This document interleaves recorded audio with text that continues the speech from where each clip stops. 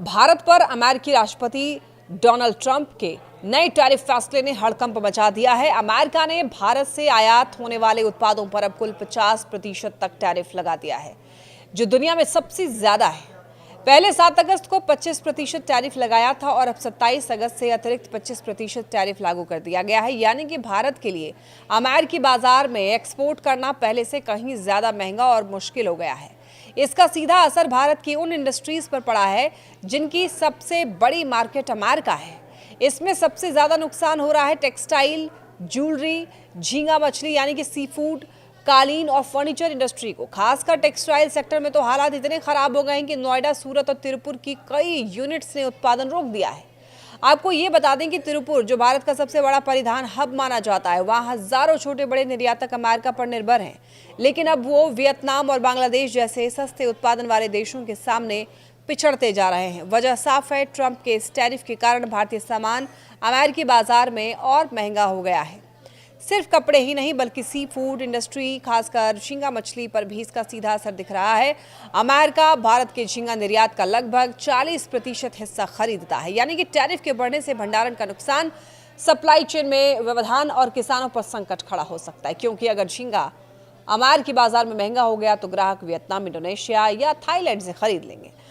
भारतीय निर्यात संगठनों का महासंघ यानी कि FIEO ने साफ कहा है कि इस फैसले ने भारत की इंडस्ट्री को एक बड़ा झटका दिया है। उनका कहना है कि अमेरिका अभी भी भारत के लिए सबसे बड़ा निर्यात बाजार है। ऐसे में अगर टैरिफ इतना ज्यादा हो गया तो भारत के एक्सपोर्ट्स सीधे सीधे प्रतिस्पर्धा से बाहर हो जाएंगे।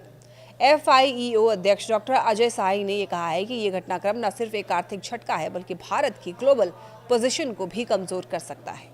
उनका कहना है कि भारतीय कंपनियां पहले ही चीन, वियतनाम, कंबोडिया और फिलीपींस जैसे देशों से प्रतिस्पर्धा कर रही हैं। अब 50% टैरिफ लगने से भारतीय सामान और महंगा हो जाएगा, जबकि वही उत्पादन अन्य देशों से सस्ते में अमेरिका पहुंच जाएंगे। अब इस बीच भारतीय वस्त्र उद्योग परिसंघ यानी कि CITI ने भी सरकार से तत्काल समर्थन की मांग की है। उनका कहना है कि कपड़ा और परिधान उद्योग भारत के सबसे बड़े निर्यात क्षेत्रों में से एक है। अगर यहां पर उत्पादन बंद हो गया तो लाखों मजदूरों की रोजी रोटी पर असर पड़ेगा। CITI ने सरकार से मांग की है कि वो तुरंत राहत पैकेज और सब्सिडी की घोषणा करें ताकि कंपनियां उत्पादन जारी रख सकें और वैश्विक प्रतिस्पर्धा में टिक सकें। हालांकि विशेषज्ञों का ये मानना है कि इस संकट से निकलने के लिए भारत को सिर्फ अमेरिका से ही बातचीत नहीं करनी चाहिए बल्कि अपनी वैश्विक ब्रांडिंग और इनोवेशन स्ट्रैटेजी पर भी काम करना चाहिए। यानी कि मेड इन इंडिया को और मजबूत बनाना होगा, क्वालिटी सर्टिफिकेशन में निवेश करना होगा और नए बाजारों की तलाश करनी होगी। तभी भारत अमेरिकी दबाव और टैरिफ वॉर का असर झेल पाएगा।